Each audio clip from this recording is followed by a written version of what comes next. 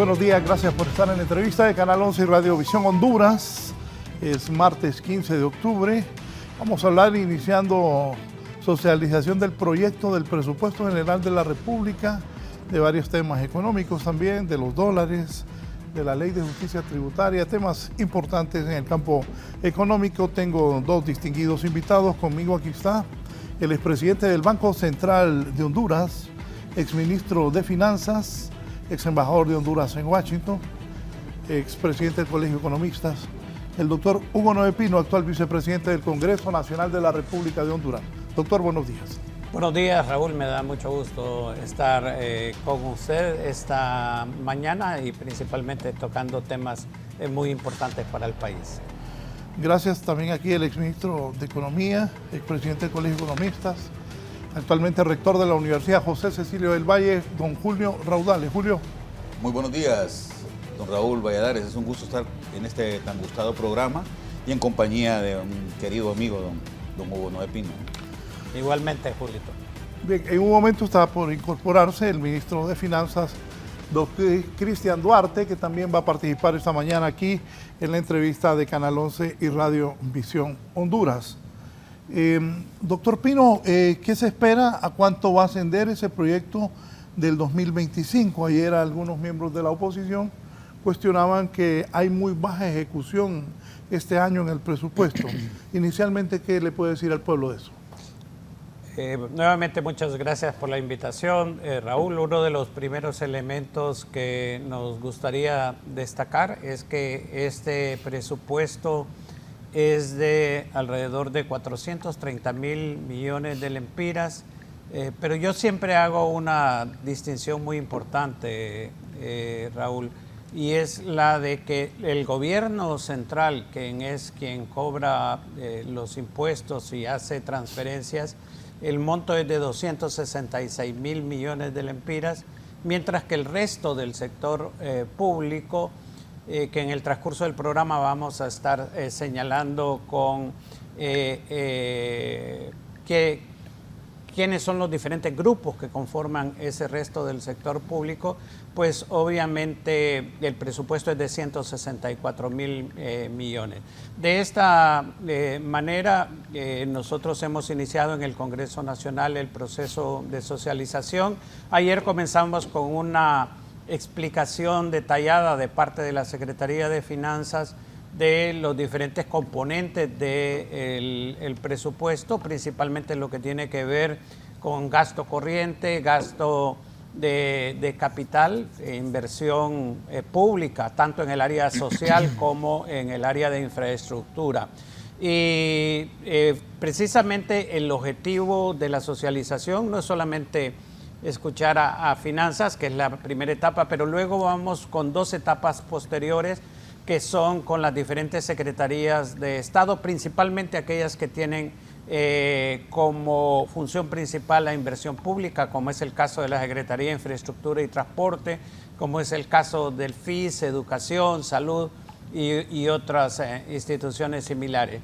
Pero también vamos a escuchar la opinión de sectores de la sociedad civil, el caso del FOSDE, principalmente aquellos que estudian, analizan y opinan sobre los aspectos presupuestarios, el caso del Instituto de Investigaciones Económicas y Sociales de la Universidad Nacional Autónoma, el COEP y así otras instituciones del sector público. Fíjese, Raúl, que en relación a su pregunta concreta, cómo va la ejecución, fue una de las preguntas que nosotros elaboramos ayer y relacionada con la inversión. Principalmente se nos señaló de que el nivel de inversión a este momento era 54%, pero que era normal, como todos conocemos, que en el último trimestre esos gastos en inversión, tanto social como en infraestructura, lo que denomina ahora finanzas, inversión productiva,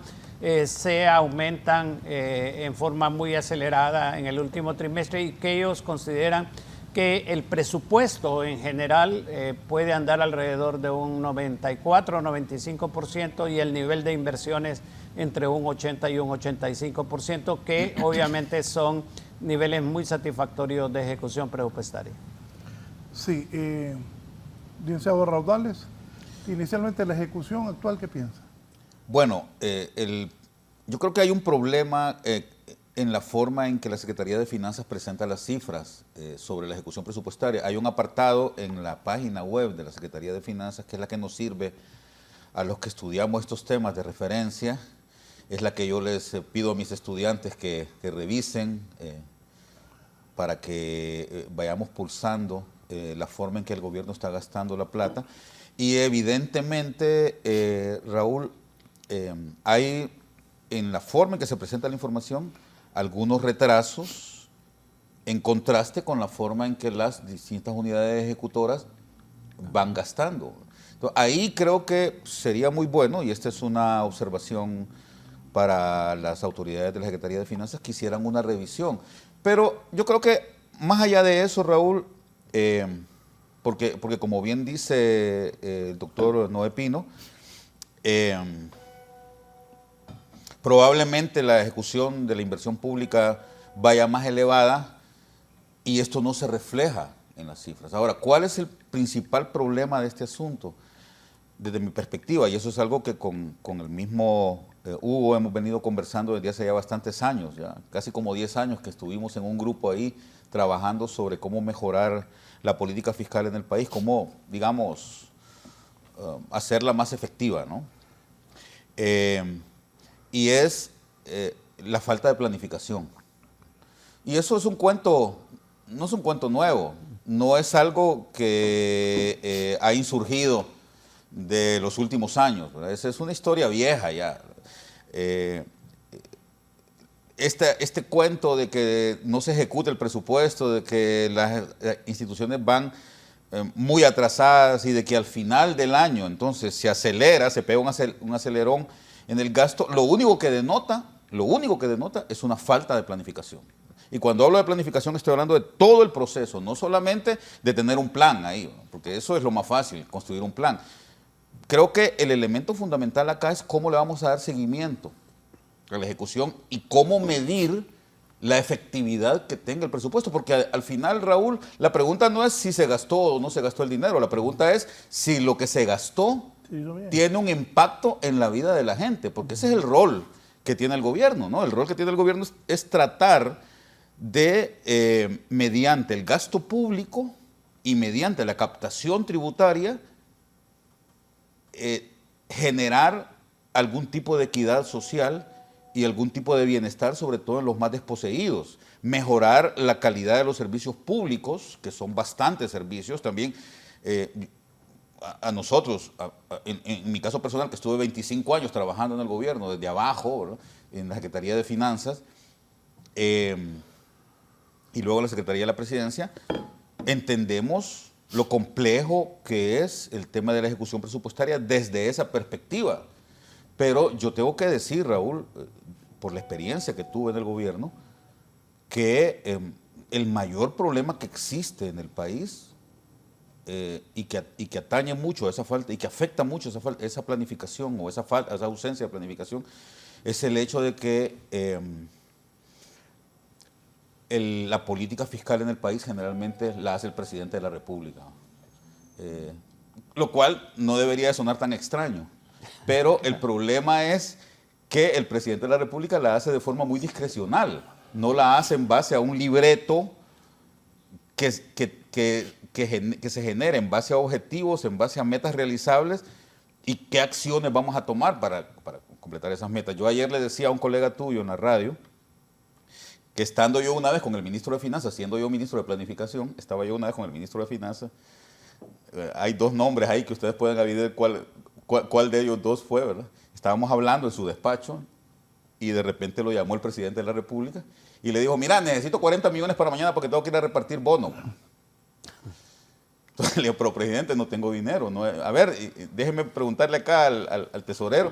Y llamó al tesorero y el tesorero le dijo, solo tenemos 14 millones en caja. No, pero yo necesito 40. Y yo, ¿de dónde lo sacas? Le dijo, plum, le colgó el teléfono. Entonces el pobre ministro empezó a llamar al presidente de un banco privado, al presidente del otro banco privado, y decirle, mira, préstame 10 millones, te lo voy a pagar al final del mes, que me caiga la plata de los ingresos tributarios. Entonces, ese es el drama que viven muchos funcionarios públicos, Raúl, ¿no? Y eso obedece, en principio, como te digo, a la falta de voluntad que existe para definir claramente cuáles son los objetivos que tiene el país y cómo el gasto público puede contribuir para lograr que esos objetivos se cumplan, ¿verdad?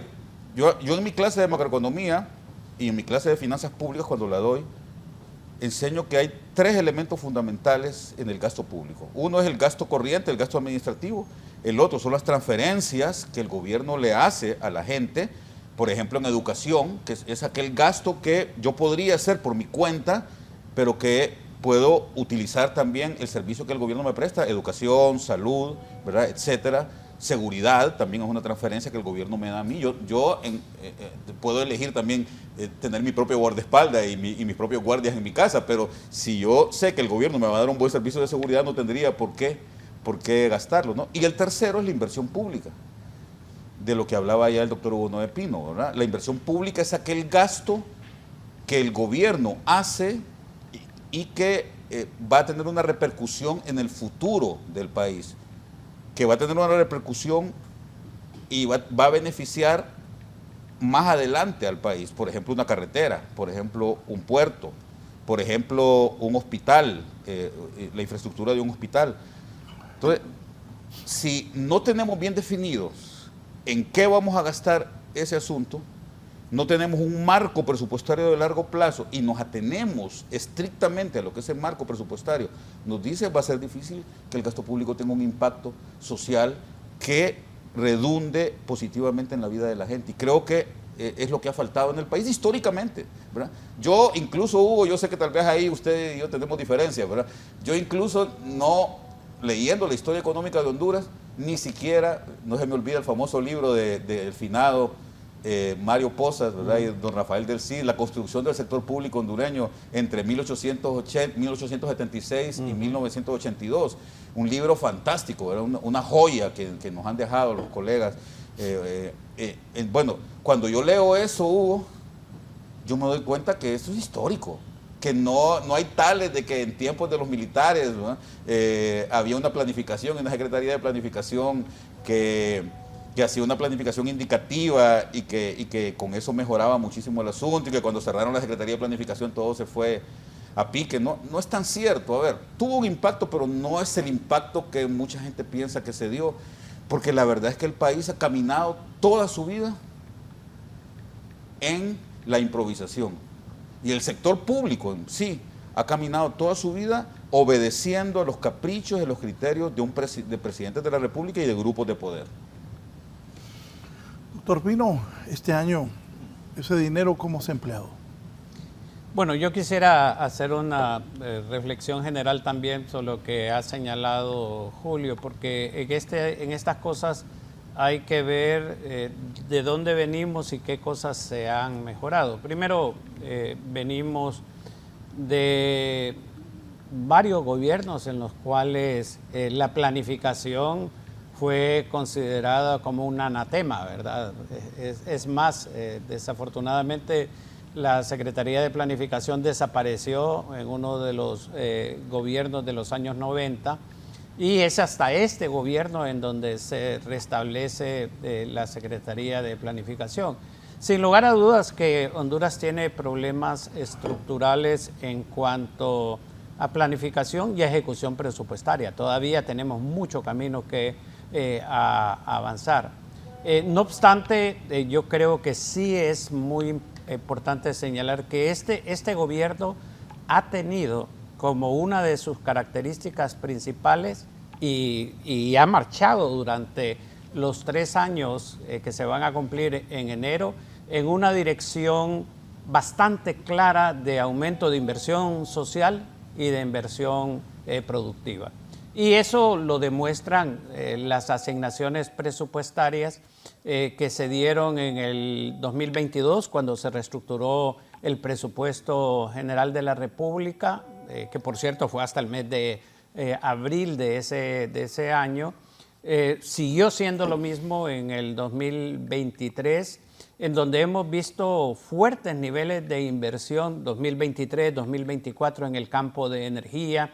El sistema de distribución eléctrica estaba prácticamente en el suelo en nuestro país porque la idea era privatizar la ENE y se ha invertido muy fuerte en subestaciones de energía eléctrica, transformadores, ahora en el programa de reducción de pérdidas. Y en carreteras todos sabemos, digamos, en los últimos años los importantes aportes que se ha dado en el campo de la carretera de Occidente, la carretera de Ciguatepeque hacia La Esperanza. Ahora precisamente hoy va a inaugurar uno de estos tramos de carreteros a nivel nacional la Presidenta de la República. Ya se tienen los recursos para el corredor turístico, que lo que quedó, digamos, sin poderse realizar, que va desde La Barca hasta la ciudad de Tela, y también en el campo de salud. Por primera vez, y eso coincido con Julio en el sentido de que las cosas que ayudan a mejorar la producción nacional, como son carreteras, puentes, etcétera, son muy importantes. Pero también en el área de salud estamos viendo la construcción, no es que viene la construcción, sino que se está dando la construcción de hospitales en Salamá, Olancho, en Ocotepeque, en Santa Bárbara. Y en este presupuesto, precisamente, concretamente con respecto a la pregunta, Raúl, ya vienen cantidades específicas para el hospital de trauma de Tegucigalpa y el de San Pedro Sula, y para clínicas maternos infantiles. Así que esa es una de las características del presupuesto. Ha habido, y también obviamente en la parte de inversión social, lo que tiene que ver con transferencias a las familias de bajos recursos.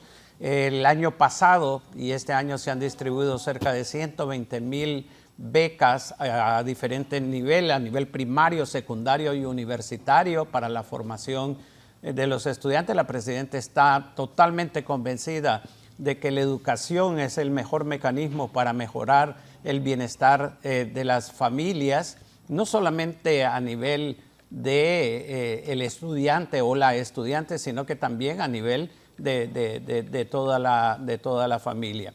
Así que el campo de educación, de salud, en educación se han reparado hasta el momento 3,000 escuelas de las 12,000 que están planificadas para su reparación y habilitación. Así que este presupuesto general de la República llega a ese componente. Quiero adicionalmente destacar el hecho de que hay para poder financiar esos recursos y ante el hecho que yo consideraría sin precedentes de una cantidad de 66,000 millones de lempiras de un presupuesto de 266,000 para el gobierno central en el pago del servicio de la deuda, y ese 66,000, 90%, Raúl, son de gobiernos anteriores, y es una carga tremenda al presupuesto nacional, pero pese a ello se ha hecho enormes esfuerzos para fortalecer la inversión social y la inversión productiva. Sí, ya está con nosotros el ministro de Finanzas, Cristian Duarte, acá con nosotros. Ministro, buenos días. Buenos días, Raúl, buenos días, Julio, doctor. Un placer estar acá, pues para discutir y hablar sobre el presupuesto, las distintas cargas fiscales que hay sobre el mismo, y poder dar un poco de detalles sobre el programa de inversión productiva de la Presidenta Xiomara Castro. Solo un momento, don Julio decía, la ejecución del presupuesto, el problema ha sido la falta de planificación, así es. Total, así es. Bueno, yo podría decir que estructuralmente el Estado de Honduras ha perdido su capacidad de planificación, ¿verdad? Desde hace mucho tiempo las políticas neoliberales se han dedicado a desmantelar la capacidad del Estado para planificar y para implementar. Parten del dogma de que un Estado cada vez más pequeño es un Estado más eficiente.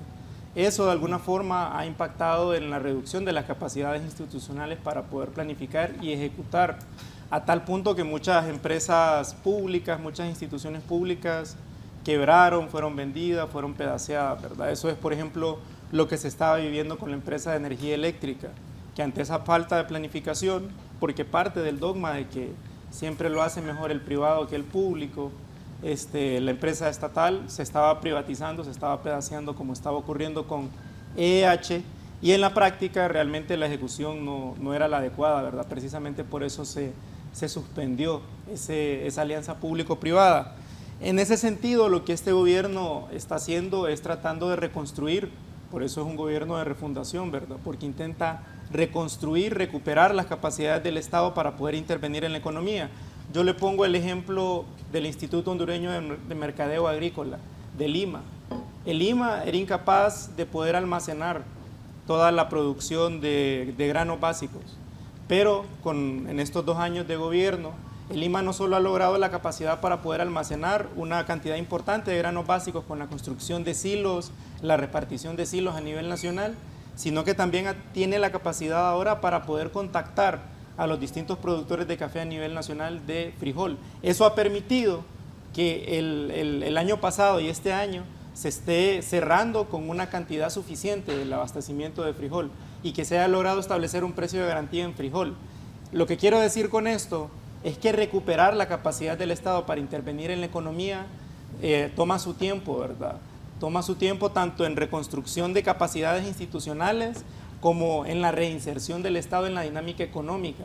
Además, que para planificar también se ocupan recursos, ¿verdad? Y como bien decía el doctor Hugo Noé Pino, este presupuesto enfrenta 2 grandes restricciones fiscales. Por un lado, la deuda pública, 61.000 millones de lempiras, y por otro lado, las exoneraciones fiscales, 66.000 millones de lempiras.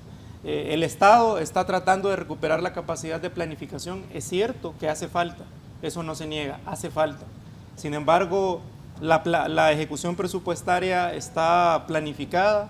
Este año está proyectada en cerrar en un 94%, lo cual es bastante aceptable. Y en términos de inversión pública, va a cerrar arriba del 80%. Un programa que suma 96.000 millones de lempiras, bastante ambicioso, que vamos a hablar de él más adelante. Bueno, me voy a hacer cargo un poco de las cosas que dijo el ministro. Primero, decir que la falta de planificación no necesariamente obedece a lo que el ministro llama políticas neoliberales, ¿no? Porque si examinamos cada uno de los gobiernos de entre 1990, si vamos a asumir que el neoliberalismo comenzó por esa época, Callejas lo que dejó fue un gobierno enorme. O sea, el gasto público antes de Callejas era mucho más pequeño que el gasto público después del gobierno de Callejas. Luego con el gobierno de Reina siguió el incremento en el gasto público, o sea que el gobierno siguió creciendo. Y a lo largo de todas las administraciones no ha habido un solo gobierno que haya hecho recortes, ni uno solo. Todos han incrementado el gasto, todos han incrementado la institucionalidad. En 1990, a pesar de que había 20 y pico empresas públicas en el país, ¿no? Y eso ahí sí yo estoy de acuerdo con el ministro, ¿verdad? Y que quedaron apenas en 8, ¿verdad? O sea, se recortaron la cantidad de empresas públicas que existían antes, porque de las 25, 26 empresas públicas que habían, prácticamente solo Hondutel y la empresa nacional portuaria era la única que cerraba sus operaciones con ganancias. También a la empresa nacional de energía eléctrica en ese tiempo eran las únicas 3 empresas que cerraban con ganancias, ¿verdad? Que no tenían pérdidas, que no estaban quebradas, en pocas palabras. Y todas las demás estaban quebradas y hubo que venderlas para poder resarcir al Estado, porque lo que estaban provocándole era una gran pérdida al Estado. Entonces, a pesar de eso, pero fíjate, a pesar de eso, hay tanta incoherencia en este asunto de que hay que recortar el gasto y hay que hacer el gobierno pequeño y más eficiente, ¿no? Que ninguna administración ha cumplido con eso. Todas, sin excepción, han incrementado el número de instituciones. Cerraste Corfino, cerraste las otras empresas públicas que había en aquel momento, ¿no? pero incrementaste otro montón de instituciones que no necesariamente eran empresas públicas, ¿no? A tal grado que en este momento tenemos más de 110 instituciones. La última vez que yo estuve en el gobierno, que fue en el 2013, ese año nosotros cerramos con 93, 94 y era un escándalo para mí, ¿verdad? Y yo recuerdo que nosotros como Secretaría de Planificación, porque sí hubo una Secretaría de Planificación efímera, hubo entre el 2010 y el 2014, ¿no? Es cierto. Que su servidor tuvo la oportunidad de dirigir. Bueno, yo le presenté al gobierno de ese entonces un plan, no para reducir, no necesariamente para reducir, sino para hacerlo más eficiente, porque fíjese qué interesante, ministro, había 93 instituciones públicas que dependían de presupuesto, ¿no? Aparte de las alcaldías, y era curioso porque casi el 40% de estas instituciones dependían directamente del presidente de la República, Hugo. Entonces la pregunta es, ¿cómo es posible que una sola persona se haga cargo de casi 40 instituciones, ¿verdad? Entonces había un desorden en el trabajo que yo, en eso también acompaño aquí al ministro y al doctor Hugo Noé Pino, un desorden institucional que poco a poco, que en vez de solucionarse y en vez de ser una solución para el país, se convirtió cada vez en un problema más grande. Y luego, ¿cuál es y ahí también yo los acompaño a ustedes dos, ¿cuál es la solución que dé el siguiente gobierno a partir del 2014? Crear un gobierno paralelo, ¿no? Y generar un montón de fideicomisos con unidades ejecutoras de ese fideicomiso que eran cada uno un ministerio aparte. O sea, yo no sé si ustedes tuvieron la oportunidad de verificar, me imagino que sí eso, porque yo sé que ustedes son muy acuciosos, ¿verdad?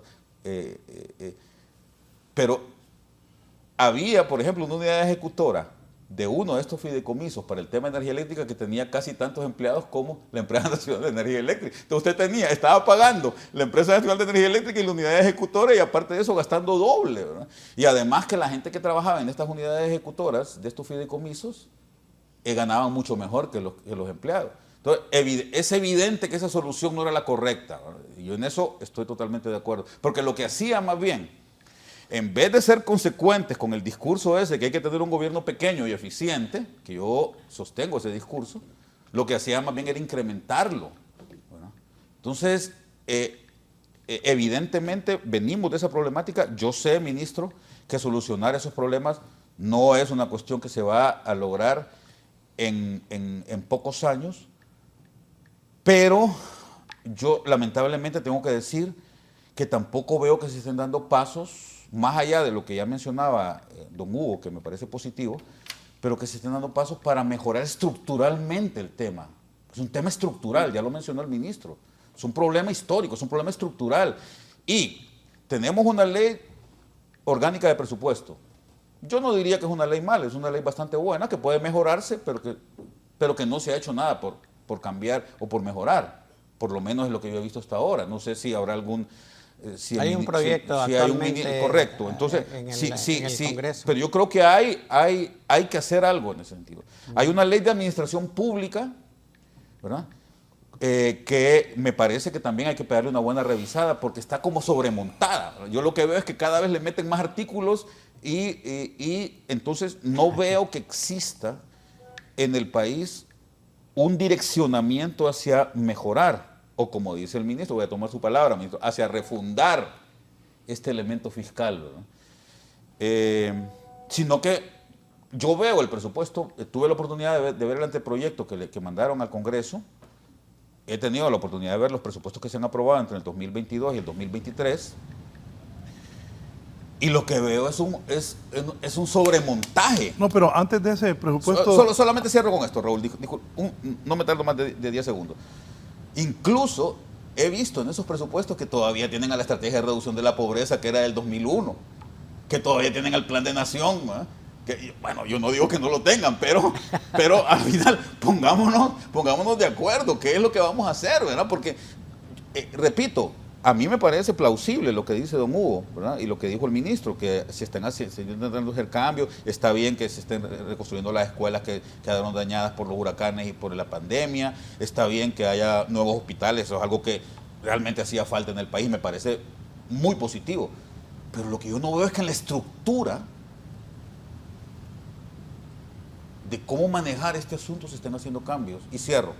Se ofreció, se dijo, se anunció, mejor dicho, al comienzo de este gobierno que el presupuesto iba a ser ejecutado en base cero, ¿verdad? O sea, iba a ser diseñado en base cero, y tampoco he visto en 3 años que haya algún avance en ese sentido. O sea, es que me parece que, sin ánimo de ser hipercrítico en esto, me parece que podíamos mejorar mucho en avanzar en la reconstrucción o en la refundación, como bien dice usted, de estos elementos que son cruciales para que la cosa mejore en el país, ¿no? Doctor. Yo creo que cuando uno analiza el presupuesto lo debe de analizar en forma integral. Fíjense que Julio se ha referido únicamente a una parte del presupuesto, que es el caso de los gastos, pero no se ha referido a los ingresos. Y yo sí voy a disentir fuertemente con Julio de que Honduras necesita un gobierno pequeño. Primero, midamos la participación del gobierno dentro de la economía nacional.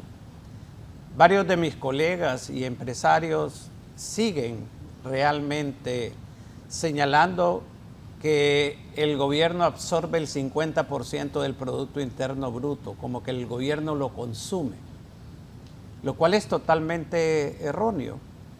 Y ahí es donde yo, en mis palabras iniciales, señalé la necesidad de distinguir entre lo que es el gobierno central y lo que es las instituciones descentralizadas.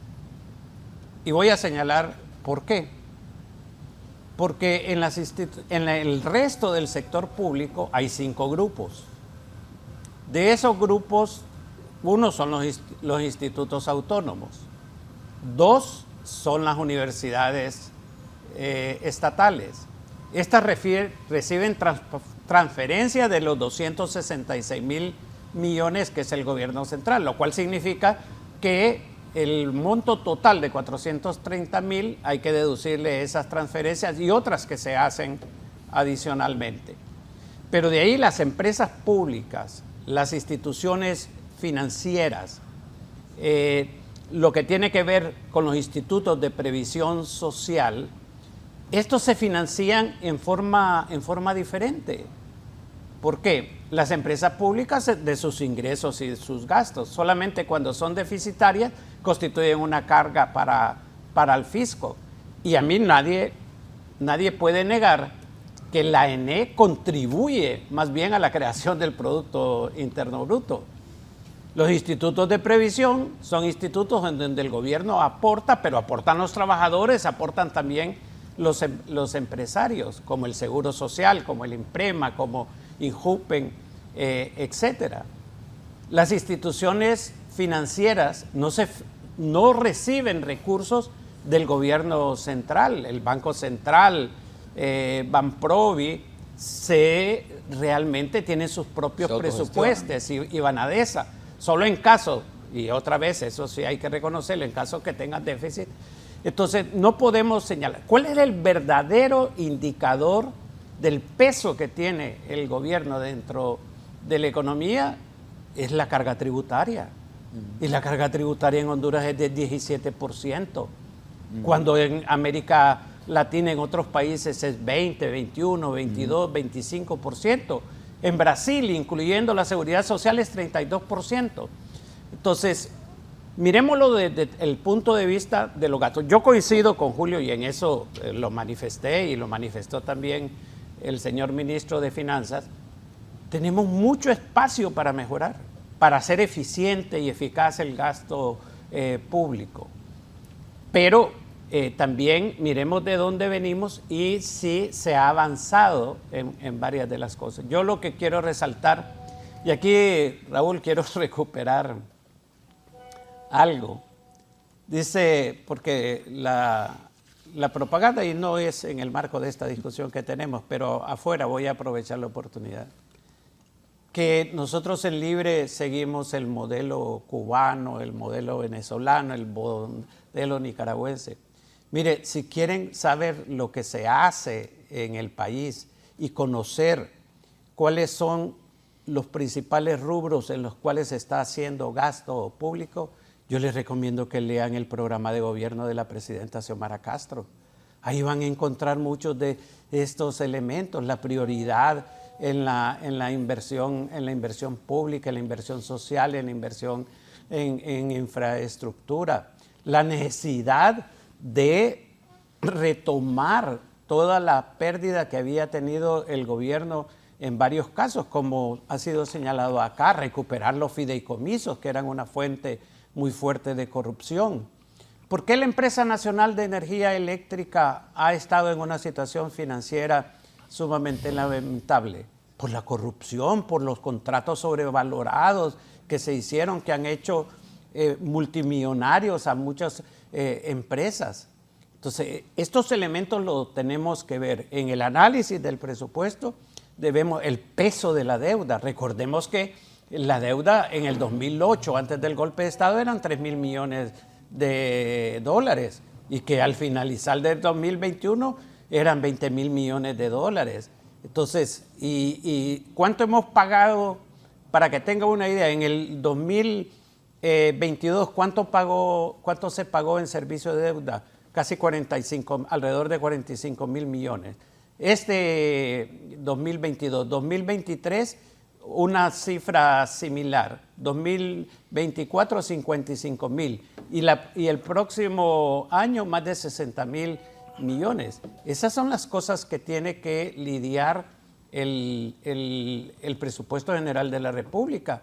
Y yo preguntaría a aquellos que consideran que es demasiado grande el gobierno. Sí estoy de acuerdo que hay que hacer un análisis y que si hay instituciones que no funcionan, pues que deben de cerrárselo. Pero yo me pregunto, ¿acaso no necesita más maestros Honduras? Por supuesto. ¿Acaso no necesita más médicos, más enfermeras, ahora que se están construyendo los hospitales? ¿Acaso no necesita más policías? El nivel de policía por cada 100.000 o cualquiera sea el parámetro, 10.000 habitantes, es inferior que en muchos otros países de la región. Entonces, dimensionemos adecuadamente si realmente el papel del Estado. Yo no he visto en ningún país en donde ha avanzado en el desarrollo económico y social sin una participación activa de los gobiernos. Ministro. Sí, yo quería mencionar algunas cuestiones que dijo Julio. No necesariamente el que haya más instituciones significa que hay una mejor planificación. Esto a propósito de que Julio mencionaba que a pesar de que estos gobiernos tuvieron el mote de neoliberales, siguió creciendo el gasto y siguieron creciendo la cantidad de las instituciones. Cuando nosotros hablamos de gobiernos neoliberales nos referimos a esta lógica mediante la cual se cree que el Estado no puede intervenir en las principales acciones de la economía. Y yo pienso que una de las políticas clave en ese sentido del gobierno de Calleja fue la Ley de Modernización y Desarrollo del Sector Agrícola, conocida también como la contrarreforma agraria, ¿verdad?, que llegó a desmantelar la capacidad que tenía el Estado para poder acompañar al movimiento campesino en la titulación de tierras, en la tecnificación, en la producción, en la creación de empresas campesinas. Toda esa cantidad de tierras que se logró titular, esas familias que lograron tener acceso a tierras, eso fue totalmente revertido, ¿verdad?, con la Ley de Modernización y Desarrollo del Sector Agrícola. Hoy, 30 años después, tenemos las consecuencias de eso, ¿verdad?, un sector agrícola sumamente subdesarrollado, precisamente porque las políticas estructurales en ese sentido han sido dejarlo completamente abandonado. Usualmente lo que hacían los gobiernos neoliberales era desmantelar la capacidad del Estado para poder desarrollar productivamente los sectores y, en consecuencia, dar una medida de compensación, ya sea a través de bonos o de transferencias, ¿verdad?, que son medidas que no resuelven estructuralmente el problema productivo. Y pongo algunos ejemplos más recientes. Por ejemplo, con el tema de fideicomisos. Imagínense que teníamos 120 fideicomisos, 120 comités técnicos de administración de fideicomisos. Es decir, el hecho de que existan más instituciones no significa que hay mejor planificación. Es todo lo contrario. O sea, la Secretaría de Finanzas ni siquiera sabía en qué se gastaban esos recursos. Hoy todavía, por ejemplo, con el fideicomiso de tasa de seguridad, se sigue pagando deuda pública, porque el fideicomiso fue lo suficientemente discrecional para que no se supiera en qué gastaba el dinero, pero además pudiera endeudarse. Y ese es un pasivo que hoy está absorbiendo la administración pública. Otro ejemplo, creo yo, son las alianzas público-privadas, de cómo se crearon instituciones, de cómo creció el presupuesto, pero la planificación se destruyó. O sea, se dieron 8, 10, 12 alianzas público-privadas, pero todos sabemos que ese fue un modelo completamente fracasado, en donde la realización de los contratos puso en el Estado toda la carga, puso en el Estado todo el riesgo fiscal y a los inversionistas le dejó toda la ganancia. Yo pienso que el contrato de EH es un ejemplo de ello, ¿verdad? No solo no redujeron pérdidas, sino que además una vez que se les canceló el contrato, intentaron demandar al Estado, pero incluso esa demanda la perdieron. Y pongo otro ejemplo en materia de creación de instituciones y falta de planificación, y es el tema de exoneraciones. Cuando nosotros entramos a estudiar la materia de exoneraciones, encontramos que habían, primero, 16 regímenes de exoneraciones fiscales. Imagínense, 16 regímenes. No hay ningún país de América Latina con más cantidad de regímenes que Honduras. No existe. En esos 16 regímenes, más de 30 instituciones involucradas. Una institución es la que otorga, otra institución es la que supervisa, otra institución es la que da la exoneración, otra institución es la que lo da en aduanas. Más de 30 instituciones involucradas. Pero ¿qué es lo que en la práctica pasaba? Una práctica sumamente discrecional que permitía a las empresas exoneradas pues hacer lo que querían básicamente. Nunca fueron auditadas y muchas de ellas ni siquiera cumplieron con el propósito principal de la exoneración, ¿verdad? Es algo que nosotros hemos criticado mucho. Y repito, el hecho de que existan más instituciones no es necesariamente un ejemplo de que hubo más planificación. Quiero decir que en este gobierno se han hecho algunas cosas importantes a pesar de que hay retos todavía. En primer lugar, recuperar la caja única del Tesoro. La liquidación de todos los fideicomisos que todavía tiene pendientes, cerca de 84, son parte del programa con el Fondo Monetario. Este año se van a lograr liquidar la mayoría. Solamente van a quedar pendientes aquellos fideicomisos que tienen, a los cuales hay que realizarles auditoría, porque hay sospecha de corrupción y mano criminal. En segundo lugar, como decía el doctor Pino, la renegociación de los contratos del ENE. Es algo inédito en la historia de Honduras, que se renegocien contratos que fueron aprobados a matacaballo, que se siente la empresa pública con el sector privado, lleguen a un acuerdo. Al inicio se satanizó mucho esto, pero está llegando a buen puerto. Una en cosa, tercer lugar, antes sí. del tercer lugar, fideicomisos con corrupción. ¿Dijo eso? Sí, el ministro Ochoa fue a presentar al Ministerio Público la denuncia de 3 fideicomisos. El del IP, tasa de seguridad, y no recuerdo el tercero en este momento. Eran 96.000 millones de lempiras registrados en esos fideicomisos y él fue a presentar denuncias ante el Ministerio Público por posibles indicios criminales. En tercer lugar, bueno, la Ley de Justicia Tributaria es una propuesta de la presidenta Castro, no solo para contener la defraudación fiscal de las grandes empresas que legalizaron la evasión a través de esos fideicomisos. También es un ejercicio para ordenar en materia de incentivos lo que el país tiene para ofrecer a las empresas extranjeras. En este momento es ampliamente discrecional, hay una práctica perversa entre las empresas que se disfrazan de una forma, hacen otra empresa para poder aplicar a un régimen. Es sumamente perverso porque no permite un verdadero desarrollo económico y atenta contra la competitividad en los sectores productivos. En cuarto lugar, como decía el doctor Pino, y es parte también del programa con el fondo, hay una propuesta de reforma a la Ley Orgánica de Presupuesto que tiene por objetivo ordenar todavía más la caja única del Tesoro. Hay algunos problemas de flujo de caja, problemas de deuda flotante que tienen que ver con cómo se va contabilizando a lo largo del año la ejecución presupuestaria. Cierro diciendo que en el marco del programa con el fondo, también pero sobre todo en el marco de las promesas de campaña de la presidenta, del plan de gobierno de la presidenta, este año, en el último gabinete de ministros, se aprobó un recorte de gasto corriente por cerca de 2.000 millones de lempiras. Pienso que eso es algo muy importante porque es el gobierno haciendo un esfuerzo muy grande para reducir gasto corriente y trasladar esos recursos a inversión productiva.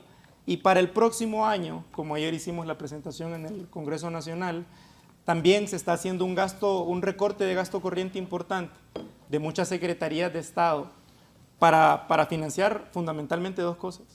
Primero, un mayor pago de deuda pública, Raúl. Un mayor pago de deuda pública. Este año, como decía el doctor Pino, se van a pagar 61.000 millones de lempiras. No hay Secretaría de Estado que tenga ese presupuesto. En un 90%, nos han dicho los técnicos de finanzas, esa es una deuda que se contrajo en gobiernos anteriores. Y en segundo lugar, pero en una menor proporción, ese recorte va a servir para financiar un mayor programa de inversión social y productiva, que crece de 96.000 a 97.000 millones de lempiras. No es tan grande como el crecimiento de la deuda, pero se están haciendo esos esfuerzos. Cierro diciendo que efectivamente es una tarea que se está realizando y está pendiente. El presupuesto base cero es todavía una intención de la Secretaría de Finanzas realizarlo. Este año todavía hay algunas actividades programadas en ese sentido y esperamos que el otro año podamos avanzar más en esa vía, porque efectivamente hay que reconocer que hay gastos que posiblemente no sean los más adecuados, ¿verdad? Y el Estado tiene que ordenarse en ese sentido. Sí, poneme ahí lo que titula hoy Diario El Heraldo para ver qué me dice el ministro.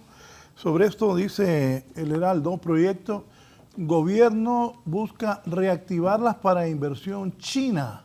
Honduras mantiene 11 proyectos, acércame eso, de APP activos, estrategia con las concesiones existentes. Se logró un montón de inversiones contratadas de 42.000 millones de lempiras, de los cuales ya se ejecutaron 30.000 millones. Expertos advierten que los proyectos de alianza público-privada, APP, se deben reactivar sin bandera política, es decir, no exclusivamente para China. Estas inversiones son oportunas para generar empleos masivos.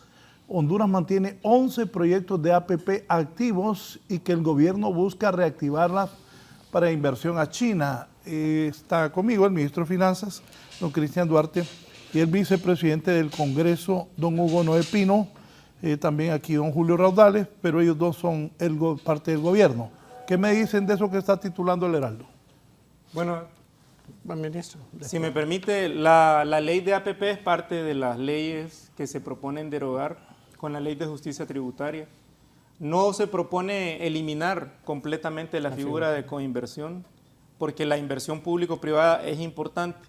Como hemos hablado acá, el Estado tiene limitaciones no solo de financiamiento, a veces también limitaciones técnicas, eso es importante reconocerlo.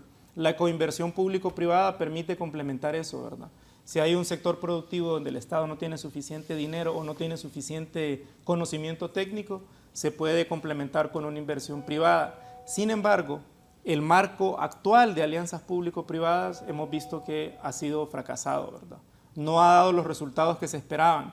Por eso es que en la ley de justicia tributaria se propone eliminar ese esquema. Sí es importante diseñar un esquema nuevo, pensar cómo diseñar esas inversiones público-privadas porque es necesario hacerlo. Yo ponía el ejemplo de las alianzas público-privadas en materia de planificación, ¿verdad? Porque para las alianzas público-privadas se creó, por ejemplo, Coalianza y se creó la Superintendencia de Alianzas Público-Privadas que dependía del Tribunal Superior de Cuentas. Y además se creó la Unidad de Contingencias Fiscales que estaba en CEFIN. Como podemos ver, para un solo esquema habían 4 o 5 instituciones, pero en la práctica realmente nadie auditó la creación de los contratos o nadie auditó el desempeño de las alianzas público-privadas. Y quiero decir algo, 2 cosas nada más. Imagínense estos 2 incentivos perversos que tenían las alianzas público-privadas. Primero, exoneradas casi ad infinitum, ¿verdad? Exoneradas lo que durara el contrato, lo que duraran las renovaciones. Además, la exoneración no estaba solo en la ley general. Las exoneraciones se incluyeron en los contratos, lo cual no es una práctica adecuada, ¿verdad? Porque el contrato puede tener exoneraciones que excedan el marco de la ley. Lo ideal es que la exoneración esté en la ley marco, pero además estaban en el contrato y los contratos traían cláusulas de estabilidad fiscal que establecen que si el Congreso, que es soberano hace cambios en la ley, no afectaban a las alianzas público-privadas. Y en segundo lugar, y este me parece importante decirlo como incentivo perverso, los salarios de los comisionados de Coalianza o de la Superintendencia de Alianza Público-Privada venían dados por el financiamiento de los mismos proyectos de alianza público-privada. Es decir, que para los comisionados y los supervisores existe este incentivo por conseguir, sea como sea, proyectos, porque de eso dependen sus comisiones y sus salarios. Ese es un incentivo perverso. El salario debe ser un salario base y no debe de depender de la cantidad de proyectos que se establezcan, porque de nuevo, eso es un incentivo perverso a colocar cada vez más proyectos y a veces sin ver la calidad de los mismos. Sí, yo quisiera agregar, porque en cierta manera esta noticia que aparece ahí tiende a confundir a la población. La verdad es... Por eso la puse. Sí, la verdad es que desafortunadamente el gobierno del Partido Nacional le dio un mal nombre a las alianzas público-privadas. Las alianzas público-privadas en sí tienen una razón de ser, una coinversión entre el Estado y el sector privado que, como señalaba el ministro, se deben de mantener. Y en este caso puede tender a que alguien dice que alguien debió haber dicho, no sé, no he leído la noticia, que pueden haber alianzas público-privadas con inversionistas chinos, pero eso no quiere decir que se va a limitar a inversionistas chinos. Yo creo que alianzas se pueden público-privadas bajo una nueva regulación y eliminando. Mire, el problema es que las 11 que están existentes, todas tienen problemas. Yo ayer les preguntaba en la audiencia con Finanzas, y aquí Julio, que pasa muy pendiente de los argumentos que se dan a nivel económico, ha de recordar que cuando se aprobó la del Centro Cívico Gubernamental, ¿se acuerdan ustedes que el argumento fue que el gobierno se iba a ahorrar 300 millones de lempiras en alquileres? ¿Saben cuánto está pagando actualmente el gobierno? 900 millones a esa compañía que hizo el Centro Cívico. Nosotros sabíamos... 900 milloncitos. 900 millones está pagando. ¿Por qué? Porque en cada una de esas alianzas público-privadas, las que se hizo con EH, las que se hizo con el aeropuerto de Palmerola, la de la empresa nacional portuaria, la COVID, hay cosas que tienen que ser investigadas y revisadas, porque uno no entiende un contrato de 30, 40 años, en donde uno con solo una mirada inicial se da cuenta, como en el caso de Palmerola, en donde la alianza público-privada tiene como principio que el gobierno concesiona la construcción de un bien público, como es un aeropuerto, por 30 años, pero quien tiene que construir el aeropuerto es la empresa privada, y al final el gobierno terminó poniendo más dinero que la empresa privada. Y lo mismo de COVID, ya estaba construida una carretera y solo era mantenimiento lo que se debía dar, y se le dio una concesión de 30 años. Y obviamente este gobierno, a pesar de todo lo que se dice, es muy respetuoso de los contratos. Se han respetado los contratos de energía eléctrica, se tienen que respetar los contratos de las alianzas público-privadas. Pero el punto principal, Raúl, es que no están fuera de la agenda económica del gobierno, pero bajo nuevos parámetros y buscando principalmente de que no vayan a entrar elementos de corrupción. Bien, voy a hacer una pausa para continuar con mis invitados de esta mañana, don Julio Raudales, el presidente del Colegio de Economistas, don Cristian Duarte, que es el ministro de Finanzas y el vicepresidente del Congreso, exministro de Finanzas también, el doctor Hugo Noé Pino. Ayer Honduras empató, clasificamos con pena, mal equipo de Honduras. Digo esto porque hace unos años, aunque ustedes no lo crean, jugábamos potra con el doctor Hugo Noé Pino los domingos en la cancha del Banco Central. Con su opinión, realmente andamos muy mal en el fútbol. Bueno, quedamos con 2 puntos en la última eliminatoria y ahora no la tenemos fácil, a pesar que Canadá, México y Estados Unidos ya están clasificados al próximo Mundial. Vamos a hablar más adelante de la Ley de Justicia Tributaria, de este presupuesto para el 2025. Una pausa y continuamos, pero antes una invitación. Roberto Ordóñez Golfo y José Roberto me envió esto. Y esto, como es para... La gente debería asistir a estas cosas. Primera Pagliacci. Es arte. Sí, teatro. Noche Estelar, acercame eso, 16 de octubre de 2024, 7. No, mire, doctor Pino y Cristian, como hacen ahí el Zoom, ahí en Canal 8. Tienen que comprar equipo. Nosotros dejamos buen equipo, pero se lo robaron. Noche de gala, jueves 17 de octubre de 2024, palco 1800, platea 1500. La Fundación Musical de Honduras. Noche Estelar, miércoles también, 16 de octubre a las 7 de la noche. Fundación, bueno, ¿y aquí dónde es eso? Debe ser de Manuel Bonilla, ¿verdad? Sí. 16 de Manuel Bonilla. Es importante apoyar el arte, me dio pesar, ayer se lo decía a Héctor Manuel. Sí, Teatro Manuel Bonilla. Hay que apoyar el arte. Le decía de la Galería Nacional del Arte. Aprovechando hasta el ministro de Finanzas y el vicepresidente del Congreso. Por cierto, el doctor Pino tiene unos bellos cuadros ahí en su oficina. No he ido, pero los he visto en la tele, nunca me he invitado. Pero está votada esa Galería Nacional de Arte. Da pena, un llamado respetuoso a las autoridades que vayan a ver cómo está la Galería Nacional de Arte. Fíjese, Raúl, que relacionado con eso, disculpe que le quite un minuto, a las personas que me han visitado con esos cuadros tan lindos que están ahí, que son del Congreso Nacional, yo les digo, a mí me da mucho gusto tenerlos ahí, pero sería mejor que estuvieran en una Galería Nacional de Arte. Le he visto uno de Lara, dije, tiene billetes de Pino, dije, ¿cómo compró el cuadro? No, ninguno de esos cuadros es mío.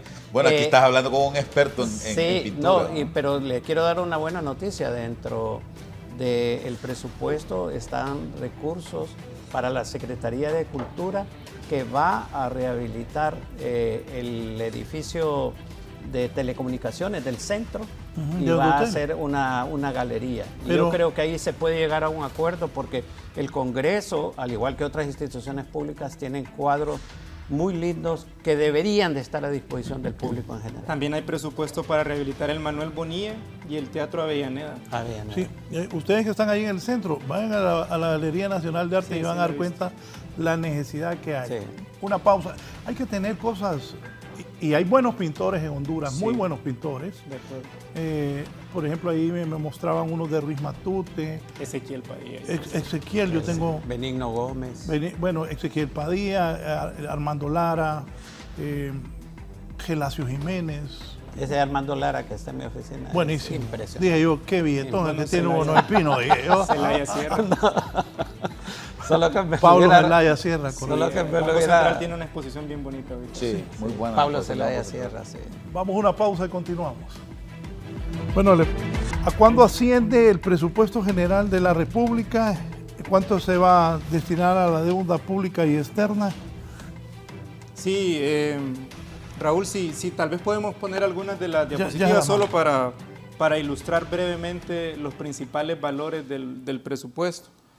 En esta primera diapositiva que se va a colocar, lo primero que queremos ilustrar es precisamente las dos principales limitantes en materia fiscal que tiene el presupuesto. Como ya bien ha mencionado el doctor Pino, son la deuda y las exoneraciones. Ayer sacaba la cuenta de cuánto se habrá perdido en exoneraciones o cuánto se habrá perdonado en exoneraciones entre 2009 y finalizando el 2025. Es una cifra gigantesca, ¿verdad? Son 628.939 millones de lempiras. Y uno pensaría que con esta cifra los niveles de inversión extranjera, los niveles de desarrollo económico serían grandísimos, ¿verdad? Aquí estamos viendo en pantalla, el gasto tributario es la barra azul claro. Como podemos ver, esa barra azul claro no ha dejado de crecer a lo largo de estos últimos años. Esta gráfica es de 2013 a 2025. Ahí podemos ver que está proyectado para el próximo año un gasto tributario, es decir, exoneraciones y exenciones, por 66.031 millones de lempiras.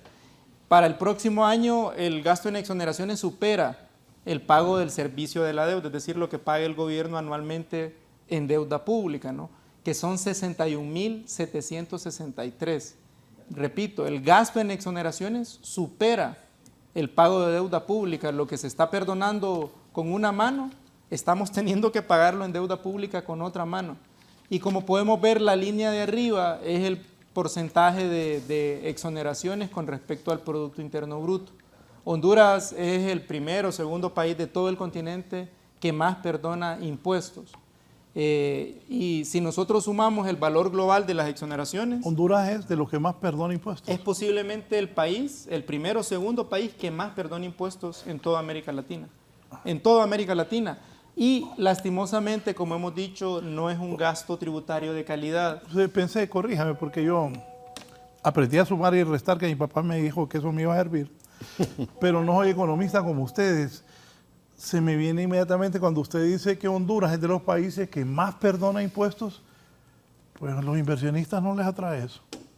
Mire, Honduras es el país que tiene los esquemas de incentivos más amplios de todo el continente.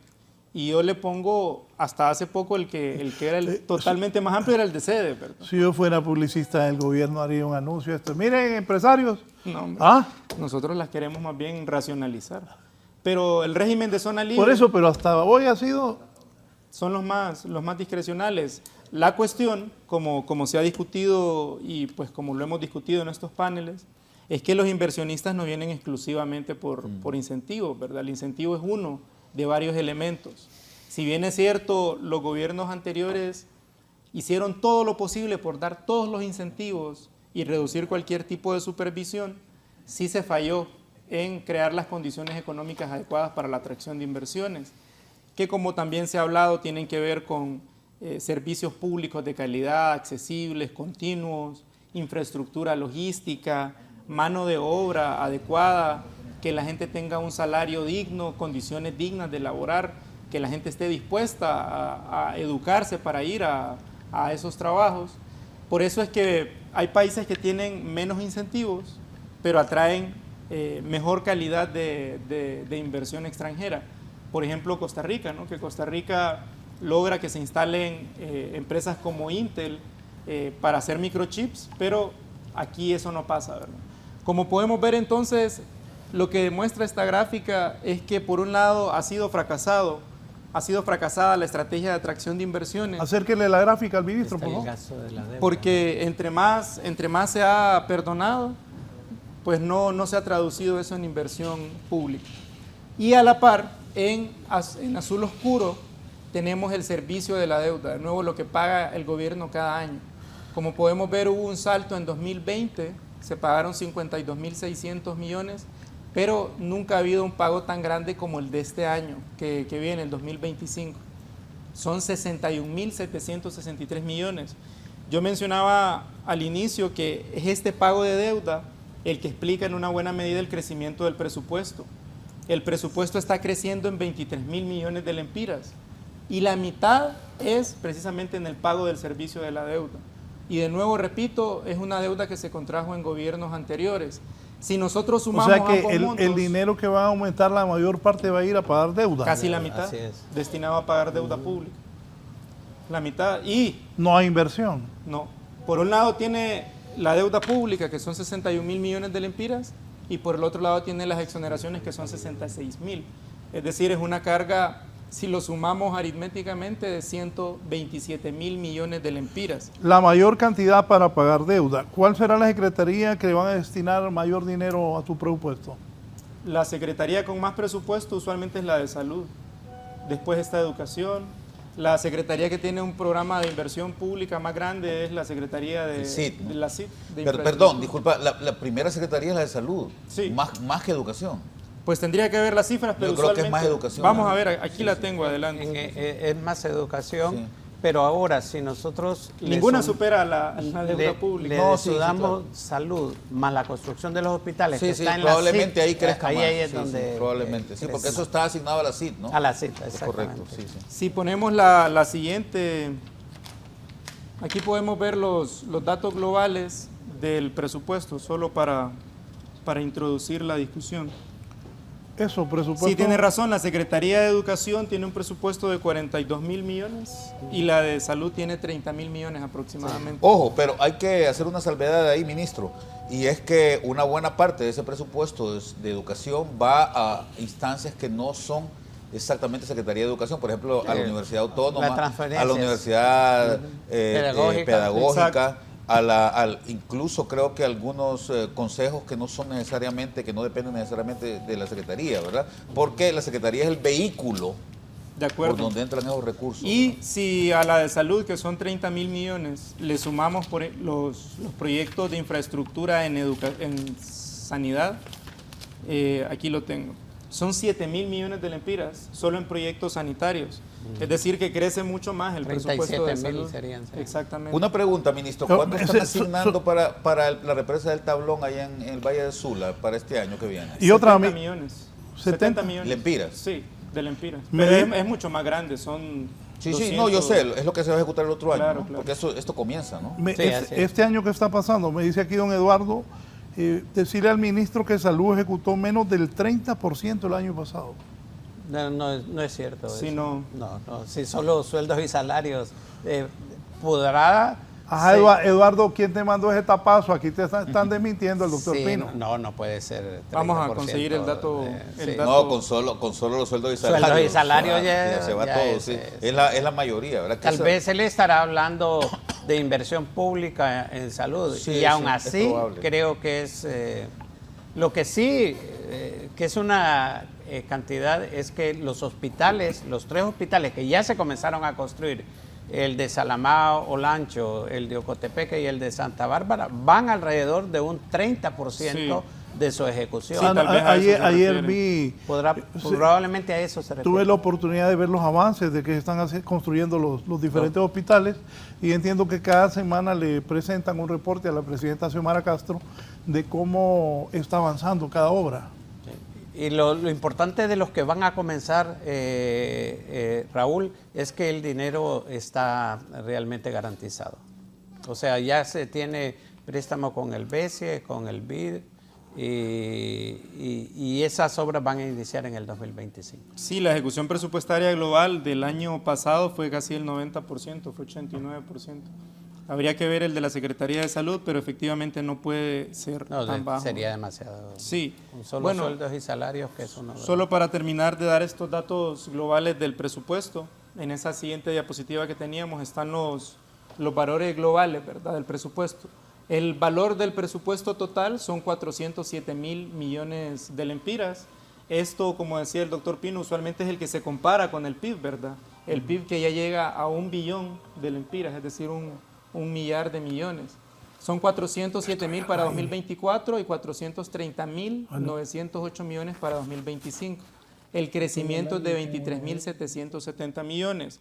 Como mencionaba, de esos 23.770, casi 12.000 millones son para el pago de la deuda pública. Y eso se refleja en el crecimiento de la administración central, en el primer renglón. Como podemos ver, para el 2025 el presupuesto es de 266.668 millones, un crecimiento de 17.892, en el cual hay que incorporar el crecimiento del pago del servicio de la deuda. Pasamos a la siguiente, que es donde está el programa de inversión pública y social. En términos breves, en 2022 era 59.340, 7.6 del PIB. En el año 2023 subió a 71.846. En el año 2024, el de este año es realmente histórico. Miren que tuvo un crecimiento de 25.000 millones de lempiras para alcanzar 96.461. Y el próximo año, a pesar de las restricciones presupuestarias, y como bien se ha dicho, la presidenta ordenó una reducción de gasto corriente para poder subir y sostener el programa de inversión productiva en 97.650 millones. Estos, sí es importante decirlo, se dividen en un 58.830 en inversión social, todo lo que tiene que ver con seguridad social, transferencias, subsidios, y en segundo lugar en inversión productiva más formación bruta de capital fijo, es decir, carreteras, hospitales, infraestructura, suman 38.819, es el 9.7% del PIB. Bastante ambicioso, es un programa de inversión pública y social inédito en la historia. Y solo cerrar para que miremos cuáles son los sectores a los cuales está destinado. Protección social, 30.700 millones. Salud, donde está toda la infraestructura de salud, 15.126, ya de finalizar la construcción de los hospitales y el equipamiento. Energía, 10.454 millones, están los subsidios y algunas actividades de construcción.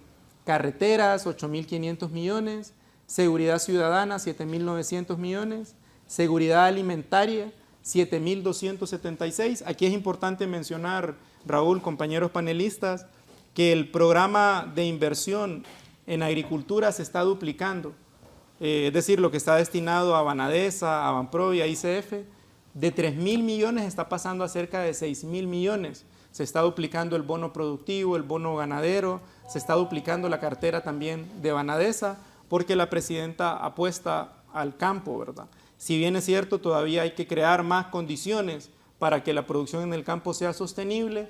La reducción en la inseguridad alimentaria ha sido reconocida por organismos internacionales y también eso se puede ver en que los precios no han crecido tanto porque se ha logrado una mayor producción nacional.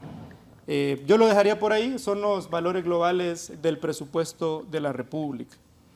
Aquí como trabajan en equipo, aquí me está escribiendo el presidente de la Comisión Nacional de Banca, don Marcio Sierra, a quien saludamos. Dice Marcio que salud en el 2023 fue 85.5% la ejecución, de acuerdo a lo que dice don Marcio Sierra. Y él maneja DIGER, ¿correcto? Así es. Julio Raudales, Julio, sobre lo que me decías, y voy a colocar lo que me enviaste para... Sí, no, solamente quería yo hacer algún matiz con algunas de las cosas que dijo también, tanto el doctor Hugo Noé como el ministro Duarte. Qué bueno, Hugo, que habló usted de qué significa exactamente, cuál es el efecto macroeconómico que tiene el gobierno, ¿verdad? Porque, como usted bien dice, hay mucha leyenda, se construye mucha leyenda sobre este tema, y yo sé que usted y yo incluso hemos hablado desde hace muchos años sobre esto, ¿verdad? Porque se habla de que es la mitad del Producto Interno Bruto. Yo creo que hay que dejarlo bien claro, pero también hay que hacer algún análisis al respecto, ¿verdad? Y tratar de ver cómo corregimos. Tal vez me pones el primer gráfico. Ahí tengo el Producto Interno Bruto por el lado de la oferta y por el lado de la demanda. Mario, poner primero ahí. Cuál es el efecto macroeconómico que tiene el producto. No, ese es el gráfico ahí te envié uno. del ministro. Y vamos a ver, ahí está, miren, ahí está sacadita la tajadita que es el gobierno por el lado de la oferta, de acuerdo a las cifras del Banco Central de Honduras, ¿verdad? Usted puede ver que el gobierno le aporta al Producto Interno Bruto desde el lado de la oferta, es decir, los servicios que el gobierno da, apenas el 6%. O sea, son cifras del año 2023, de los 846.000 millones que fue el Producto Interno Bruto nominal el año pasado. Son cifras del Banco Central de Honduras, y puede ver entonces que ese es el impacto que tiene el gobierno desde la perspectiva de lo que ofrece el gobierno. Ahora pongamos el otro cuadrito, por favor. Es muy simple. Este es por el lado del gas, por el lado de la demanda, ¿verdad? Por el lado de la demanda global, también cifras del Banco Central de Honduras. Usted puede ver, como bien decía el doctor Hugo Noé, que el consumo público es apenas el 15% de la administración del Producto Interno Bruto, y si le suma a usted la inversión pública, según el Banco Central de Honduras, creo que dice ahí 3%. Entonces estamos hablando que es un 18%. Ese es el efecto, pero yo sí quiero llamarles a la reflexión, porque hay que hacer un esfuerzo por ver cómo mejoramos esto. No puede ser que el gobierno esté gastando 18% del Producto Interno Bruto y que solo le esté aportando 6% en términos de servicios prestados. Pero una observación, Julio, Sí. Con respecto a la gráfica anterior. Sí. La anterior, El pastelito. Sí. Ese 6% que usted señala. Mire lo interesante. No podemos dejar de desconocer de que, a pesar que la inversión pública es por el lado de la demanda, esa inversión pública, como quien en el fondo la efectúa son compañías privadas, por ejemplo las carreteras, sí. está ese aporte del gobierno, claro. está dentro de sectores productivos. Claro, no, pero lo que sucede, Hugo, y esto es bien importante, pues eso es algo que siempre les digo yo a mis estudiantes también, a ver, no hay que confundir, porque la inversión no son servicios del gobierno. La inversión es gasto que el gobierno hace para el futuro, ¿verdad? Por ejemplo, cuando lo que estábamos hablando ahorita del tablón, el otro año se van a gastar 70 millones de lempiras para construir. Está bien, ese va a ser un servicio, pero no es un servicio que en el año 2025 van a disfrutar los hondureños. El gobierno lo está invirtiendo y está bien que lo invierta porque en el futuro va a rendir. Pero estamos hablando de cuánto le da el gobierno a la ciudadanía en términos de sus servicios, ¿verdad? Hablando de los servicios educativos que del gobierno, de los servicios de salud, es apenas el 5%. No, pero sí, estoy de acuerdo. El punto mío, Julio, es de que ese aporte al PIB es mucho más grande que eso, porque esos son los servicios directos que está dando. Correcto. Pero ese flujo que usted está señalando beneficia a la economía. Yo estoy de acuerdo, con usted. Genera un efecto multiplicador. Yo estoy de acuerdo con usted, pero es importante tratar de ver cuál es el impacto que el gobierno tiene en la vida de la gente. Y creo que es importante que vayamos midiéndolo. Claro, porque totalmente de acuerdo. yo solo quería presentar esas dos gráficas, pero porque Hugo hizo esa acotación que me parece muy correcta, porque acá se da mucha leyenda, como les digo, de que el gobierno se gaste el 40%. Eso no es cierto, ¿verdad? Ahí está claramente, las cifras del Banco Central lo dejan bien claro. A mí por eso me gusta usar las cifras del Banco Central, porque a eso nos ayuda a entender cómo funciona el asunto desde la perspectiva macroeconómica.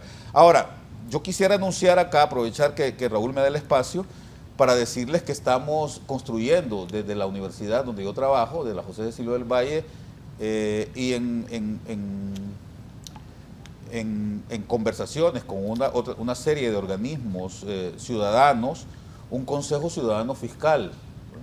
Yo creo que es importante que haya claro, algo, claro, yo recuerdo que definitivamente, con usted lo teníamos, sí. Con usted lo trabajamos y se llamaba en ese tiempo Grupo promotor del diálogo fiscal.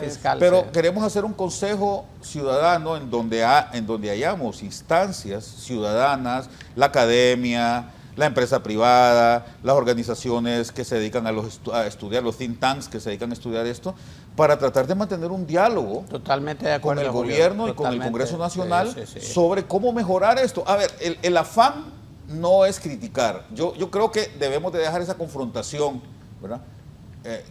Nosotros lo hemos hablado internamente y no nos mueve el afán de destruir, sino que nos mueve un afán totalmente constructivo, ¿verdad? Entonces, en su momento yo he estado intentando comunicarme con el ministro para decirle que nos encantaría instalar el grupo y pedirle al ministro que nos hiciera una presentación sobre el presupuesto, ¿verdad? Ahí en la universidad, si se puede. Y yo creo que es importante esto porque, miren, los beneficiarios del presupuesto somos los ciudadanos. Podemos tener diferencias ustedes y yo sobre si debe ser grande o debe ser pequeño el gobierno. Claro. Esas diferencias existen y son naturales, ¿verdad? Pero lo importante de todo es que exista una conciencia clara de que para qué sirve el gasto público y cuál es el beneficio que el gasto público está dando. Y son cosas que lamentablemente, don Hugo, usted que es político, ya se nos escapó de la academia y se fue a la política, ¿verdad? ¿Usted cree que uno se puede doblar así? Pero yo creo, don Hugo, que es una pena que en la campaña política no se esté hablando de temas que son cruciales para el país. En el mundo hay una revolución en este momento, ¿verdad?, de la cual nosotros prácticamente no nos estamos dando cuenta, ¿verdad?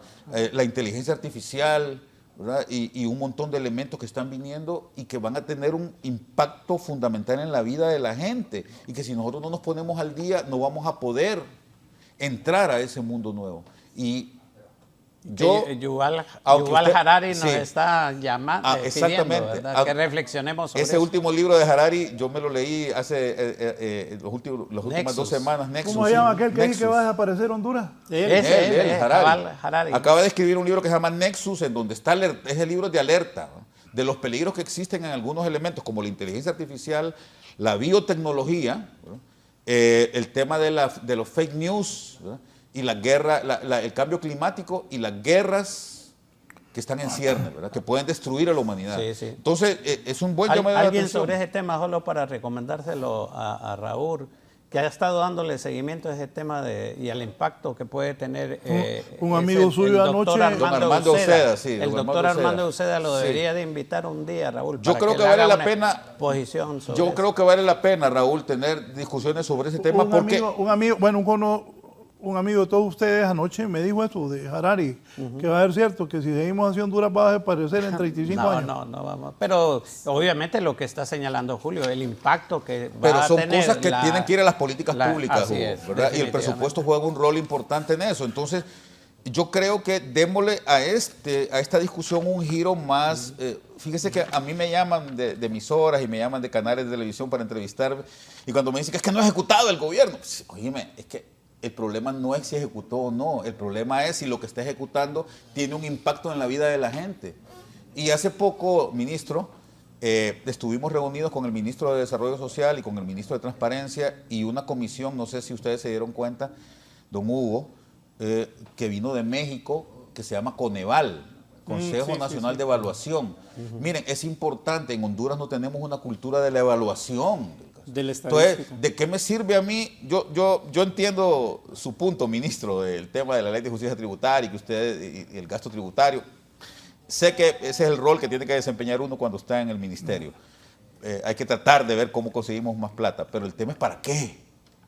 ¿De qué va a servir que consigamos más deben plata? de ir paralelo. Entonces, deben pero de ir yo paralelo. sí creo, yo Hugo, estoy totalmente de acuerdo que con no medición de no le impacto. hemos puesto medición de atención impacto. a ese asunto y es importante hacerlo. Sí. Entonces cuenten con ese Consejo Ciudadano Fiscal, porque como les digo, la idea es más bien ser constructivos. Sí. Yo sé que, y voy a confesar algo, al comienzo de esta administración recibí una llamada de una persona muy cercana a la presidenta y me dijo, la presidenta te quiere que le colabores porque yo trabajé directamente con ella en el 2006 en la elaboración de la red solidaria.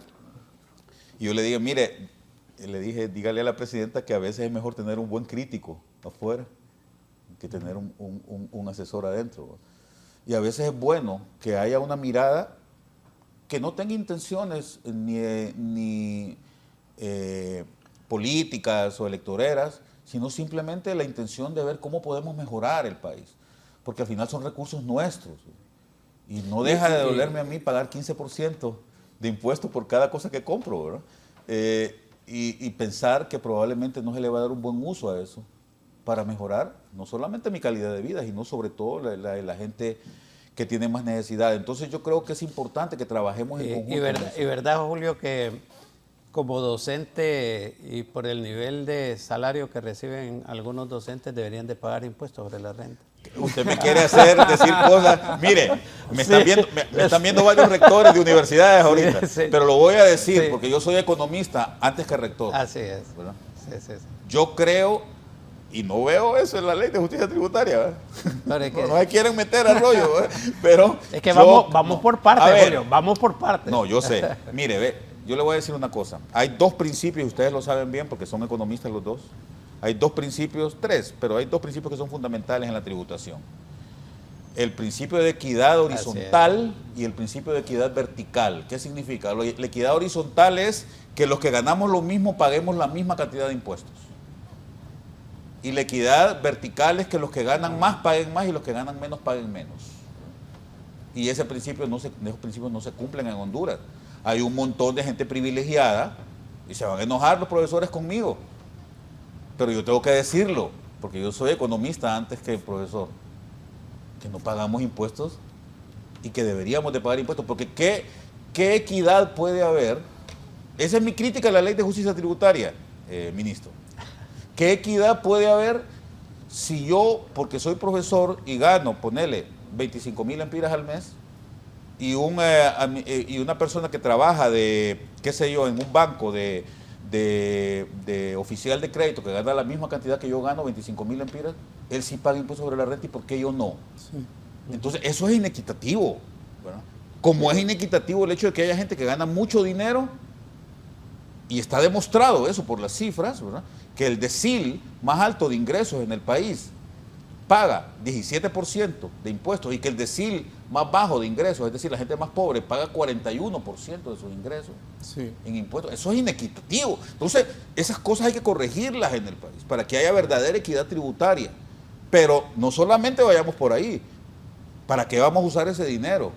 Porque también, y con esto cierro, hay 3 elementos, ya dije 2. Uno es la ley orgánica de presupuesto, que es bueno que hay un proyecto para modernizarla.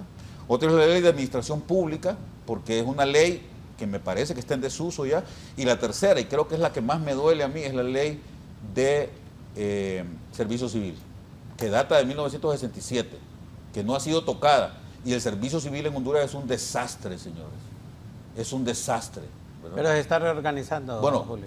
Pero es que eso lo vengo escuchando yo desde hace como 20 años. No, pero fíjese, todo ese procedimiento que ha seguido Servicio Civil en los últimos, hacer los nombramientos, y han estado pidiendo para esos nombramientos, más de 5,000 se regularizaron 5,000 puestos y han estado pidiendo los requisitos para cada puesto, pero yo como diputado me consta, ahí llega la gente, mire, yo estaba por contrato, dice, no me quieren dar nombramiento, no le dan nombramiento porque no cumple los requisitos. Bueno, pero ojalá que sea así, Hugo, porque hace 20 años exactamente, en el gobierno de Maduro, que yo estaba trabajando como técnico en la Secretaría de la Presidencia, recuerdo que teníamos un préstamo con el Banco Mundial que estaba sujeto a ciertos triggers, y uno de ellos era reformar la ley. Y simplemente el ministro de la Presidencia en aquel momento me dijo, ¿sabes qué? No vamos a reformar esa ley, porque lo único que tenemos los partidos políticos para ofrecerle a la gente que trabaja con nosotros es una chamba. ¿Ah? Bien, voy a hacer una pausa. Me dice don Luis Calderón, ¿dónde venden el libro? Y que repitan el nombre. Está nada más, yo lo tengo en electrónico, no está en físico. El de Yuval. El de Nexus, sí. El que yo recomiendo es el que platicábamos con Julio y Cristian, de los que acaban de ganar el Premio Nobel de Economía, ¿por qué fracasan las naciones? Yo creo que ese es un libro que debe estar en la biblioteca de todos los profesionales. Y es un libro que se deja leer y solo. Se deja leer, sí. y tiene cuestiones de historia muy interesantes y aspectos. Cuando yo lo leí, en parte, me parecía que estaba leyendo una parte de la historia de Honduras. Voy a hacer una pausa. ¿Qué dice el Fondo Monetario sobre la no aprobación de la ley? ¿Qué impacto tiene la no aprobación de la Ley de Justicia Tributaria en este presupuesto que se está socializando el 2025? Si no se aprueba la ley, Honduras será declarado paraíso fiscal. ¿Qué consecuencia puede traer para Honduras que nos declaren paraíso fiscal? Ahí un diputado lanzó un reto a los del gobierno. Vamos, al volver de la pausa, vamos con la Ley de Justicia Tributaria. Bien, en este momento hay negociaciones con el Fondo Monetario Internacional. ¿Qué se habla de la Ley de Justicia Tributaria, ministro? La Ley de Justicia Tributaria es una exigencia de organismos multilaterales desde el año 2010 al menos. Hay diversos informes del Fondo Monetario que hablan cómo el sistema tributario hondureño es sumamente inequitativo e insuficiente. Es insuficiente porque, como hemos estado discutiendo acá, no recauda lo necesario para poder financiar el presupuesto y las necesidades del país.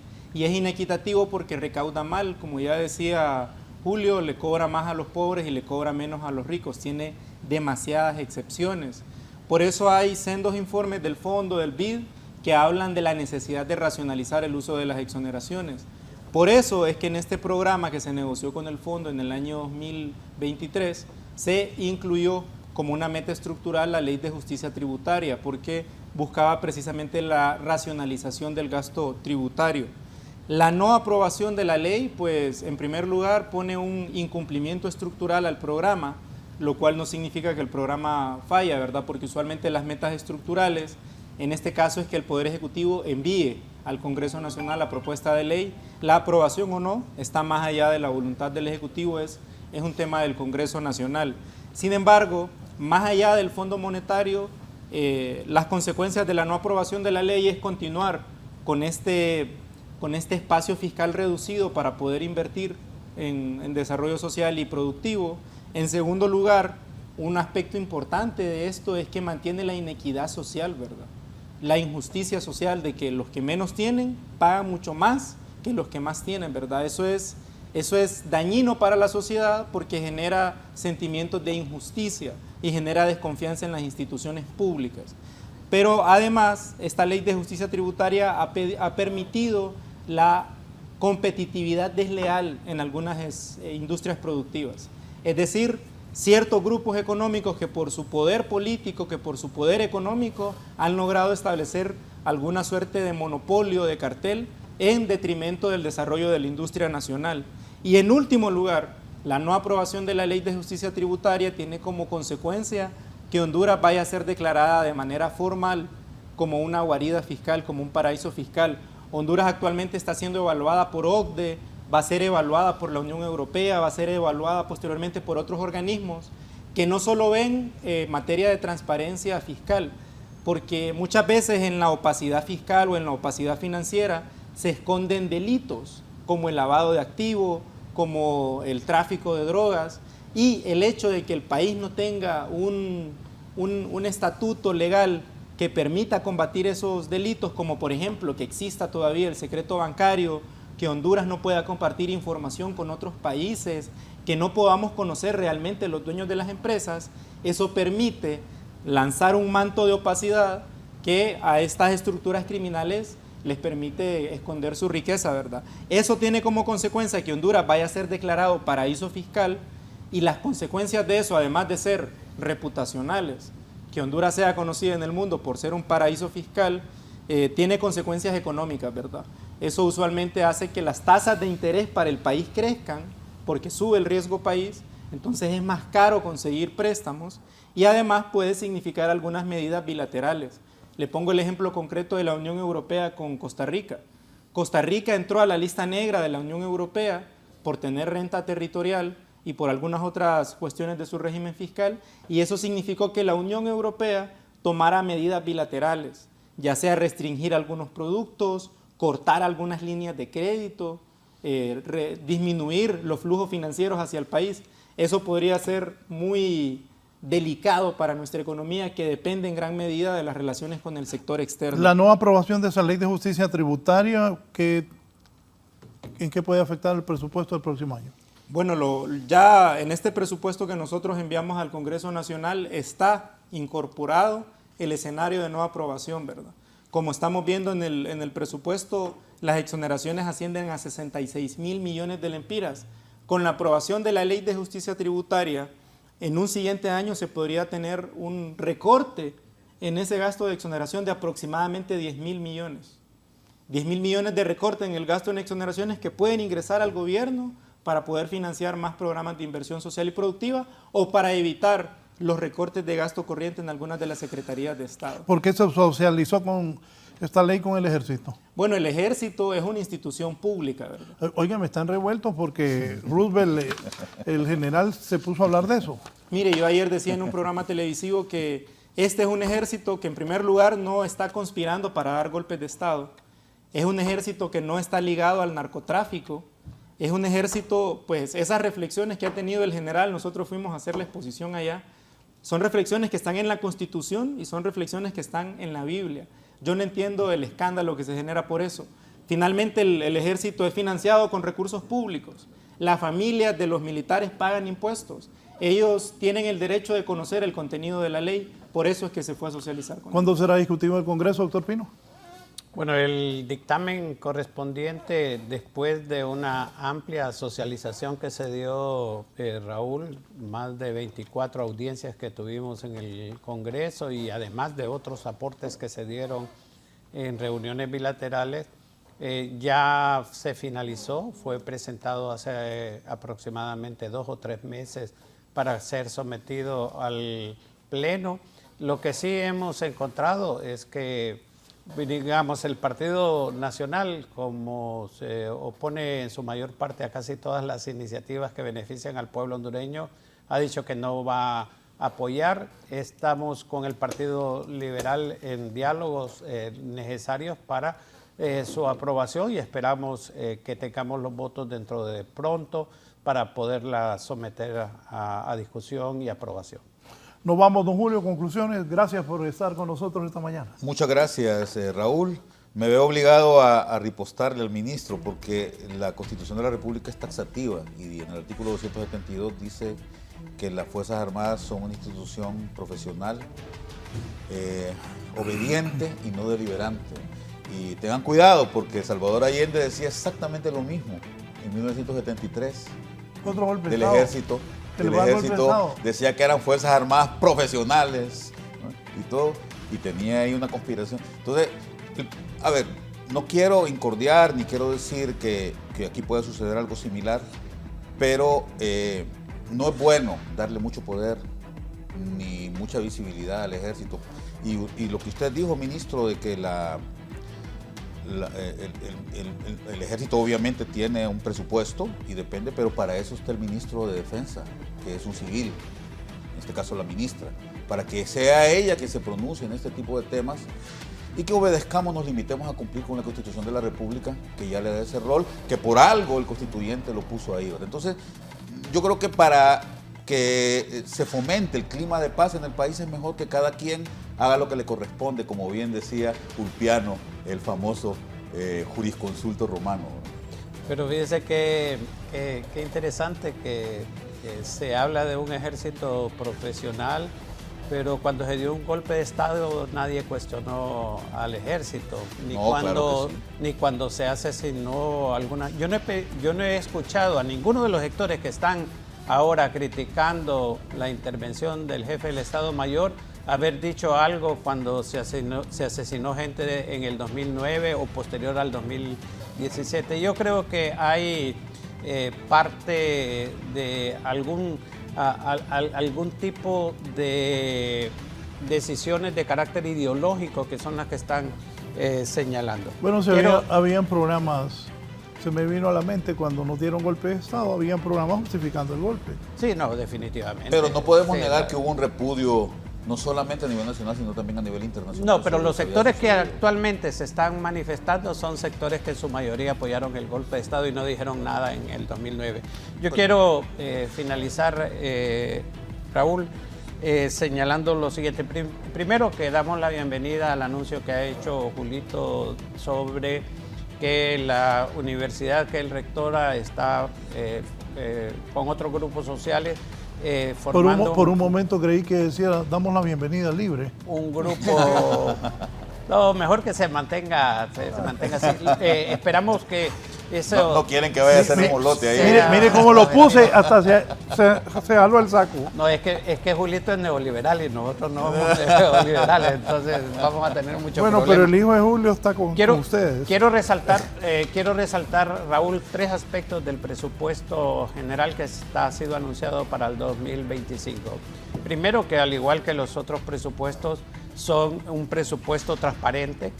Desde el mismo día en que fue presentado a comienzos de septiembre al Congreso Nacional, todos los documentos del presupuesto están en la página de internet de la Secretaría de Finanzas. Así que nadie puede alegar, como me sucedió a mí después de estar casi 2 meses discutiendo con compañeros diputados sobre el presupuesto en las audiencias y en las discusiones, y llegamos al día de la discusión y dicen, no podemos opinar porque el dictamen lo conocemos hasta hace 2 horas. En este caso todo el mundo conoce, están las normas presupuestarias, están los ingresos, están las asignaciones por secretaría, todos los documentos. En segundo lugar, quiero enfatizar algo que es muy especial de este gobierno, como lo fue para el gobierno del presidente Zelaya, y es lo siguiente: este presupuesto no lleva ningún impuesto adicional. Así ha sucedido en los últimos 3 años. Casi todos los gobiernos se caracterizaron con paquetazos fiscales y este no lleva ningún paquetazo fiscal. Más bien, la cantidad de subsidios que buscan beneficiar a los más pobres son sustanciales dentro del presupuesto. Y finalmente, destacar lo que el ministro explicó muy bien, todo lo que va a inversión social e inversión productiva. Así que tenemos un presupuesto que está de acuerdo a la realidad nacional y que va a impulsar muchos aspectos de infraestructura en beneficio de la colectividad hondureña. Cerramos con el ministro Duarte. Es un programa de inversión social y productiva histórico, 97.000 millones de lempiras, el año pasado fueron 96.000 millones de lempiras. La inversión del gobierno es histórica, en materia social y productiva sigue siendo limitada y los dos grandes limitantes siguen siendo la deuda pública, heredada en su mayor medida por gobiernos anteriores, y en segundo lugar las grandes exoneraciones fiscales, 66.000 millones de lempiras perdonados en una mayor proporción a los más ricos. Yo mencionaba también que el 98% de las exoneraciones se queda en el 10% más rico. No es justo que la inversión social y productiva tenga que verse recortada y limitada por perdonarles impuestos a los que más ganan. Eso debemos transformarlo y esperamos que en los próximos días en el Congreso Nacional pueda discutirse finalmente la Ley de Justicia Tributaria, que no es negociable y no es moneda de negociación con ninguna bancada. Bien. Manda a decir el director de COIPRODEN que no le vayan a bajar el presupuesto al Ministerio de la Niñez, por favor. Ya cumplí, Will. Ayer estuvimos en reunión con la ministra y estamos buscando mecanismos como apoyar, digamos, a la Secretaría de la Niñez, Adolescencia y Familia. Bien, gracias. Esta mañana a mis distinguidos invitados, el doctor Hugo Enoue Pino, vicepresidente del Congreso Nacional de la República, el ministro de Finanzas, don Cristian Duarte, y don Julio Raudales, rector de la Universidad José Cecilio del Valle. Así están las cosas sobre la socialización del proyecto del presupuesto general de la República para el año 2025.